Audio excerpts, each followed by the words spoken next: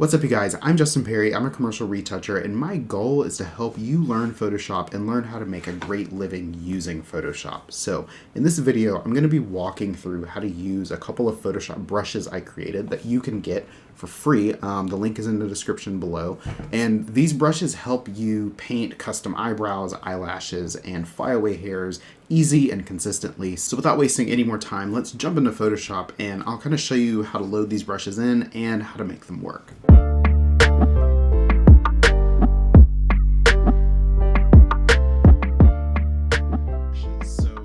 Is the before of this image. This is a headshot, which is where I typically use these. Not necessarily a high-end edit all the time, but sometimes just on a headshot we want to fill in some of the sparseness on eyebrows or eyelashes, or kind of add flyaways to the edge of a hairline. So here's an example of what we can achieve with these brushes. So it's really just an easy way to quickly and consistently add in these little additional hairs so that we're, filling in the hairline naturally, which is what we want. We're going for photorealism here, and we're going for speed, and that is the one thing that these brushes are going to do for you. So now you might be wondering, why would we want to add flyaways, right? Like, a lot of times we're spending a ton of time removing flyaways. Why would we want to put them back? Well, the reason is sometimes it's easier to, especially if the hair is incredibly messy, to just completely whack away all of the flyaway hairs and then paint back in strategically the ones that we want. And that's kind of what we've done here, where we've just kind of removed enough to clean up the hairline and then painted back in some that make the hairline look natural. So let's get started. We're going to load the brushes that you were able to download. So what we want to do is go to, make sure our brushes panel is open. If you don't see it, go to Window and Brushes, and then go on the side here and go to Import Brushes. And you're going to want to double click on the ABR file, that is the Photoshop brushes file, and go ahead and hit load on those. And that's going to bring them into your Photoshop panel here. Now let's go down to our brushes and take a look at what's in here. So there's a eyebrow short brush, an eyebrow medium brush, an eyebrow long brush, and then two hairline brushes, a long one and a flyaway long. So let me turn this off and I'll kind of show you how these work. So first we're going to want to make a new layer. So with a new layer added, go ahead and hit B to pull up our brush tool and click on, let's say, the eyebrow short brush. So I'll show you what we're going to do is just kind of come in and paint brushes like that. Now, obviously, that's not the right color. So if you hold down the Alt or Option key on Mac and select a color, close to the hairs that you want to paint, and then start painting. And, we're really just Bob Ross in it. Like, we're hanging out, we're adding hairs where we think they need to be. And it's going to end up looking really good. And yes, this is a bit tedious, it's a bit time consuming, but one, the brushes make this a lot quicker than it would be normally, and two, once you get fast at it, it's really not that bad. Now, I'll show you what the alternative is and why I think the brushes work so well. So I'll make a new layer here, and let me just select a normal brush. So this is just a normal hard round pressure 100% flow, 100% opacity brush, and I'm just going to brush across her face.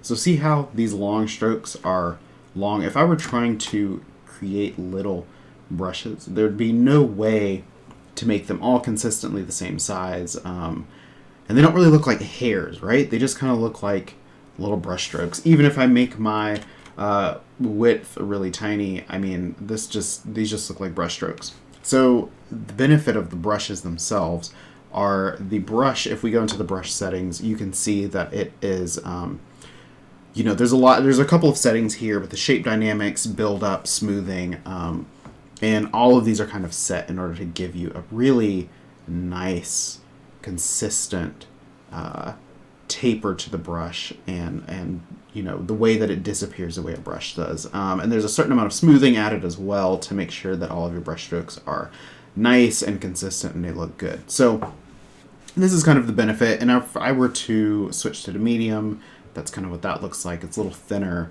The long is a long hair. And then we also have some longer hairline hairs and flyaway hairs. So, that's kind of what we're going for here. We don't want the actual, you know, default brushes. We want to use something that's going to give us consistency. So let me delete that and go back in here. And I'll keep brushing a couple more. I'm using the eyebrow short brush here. You could also kind of switch it up and do eyebrow medium. Regardless, the point is we want to just fill these in a way that feels natural. And obviously, there's not really consistency with people's hair color going across their face because of lighting changes and that sort of thing. So as we keep going, I'm going to undo a lot of this. As we brush, we want to make sure that we're sampling close to the area that we're going to brush so that when we brush in, the color looks correct. And we're really just trying to fill in these little dead spots with hairs. Now, obviously, that does not look perfect. So in order to kind of bring this together and make it look right, we're going to want to add blur. So if we go up to our filter and blur, we don't want to use Gaussian blur. Everyone defaults to Gaussian blur for everything. Don't use Gaussian blur. We want to use lens blur. The reason is Gaussian blur is going to blur laterally as well, left to right, and we don't want that. We want to actually make it appear out of focus, which is a different type of blurring. So let's use lens blur in order to get that effect. And this is a very, very light touch. I mean, we're talking 1 on the radius, you know, almost the lowest it can go. So we hit OK on that. And you can see that kind of just, it softens it, right? Let me go, I'll show you the before and after here of the blur. It's a very subtle change. But that just kind of softens the effect. And again, this is like quick and dirty headshots. You know, if this was a high-end edit, I would, you know, obviously have done this a lot more controlled, varied the widths here, and vary the amount of blur to give consistent fall off across her face. And it ends up looking really well, or really good. So the same thing here if we wanted to do something along her hairline.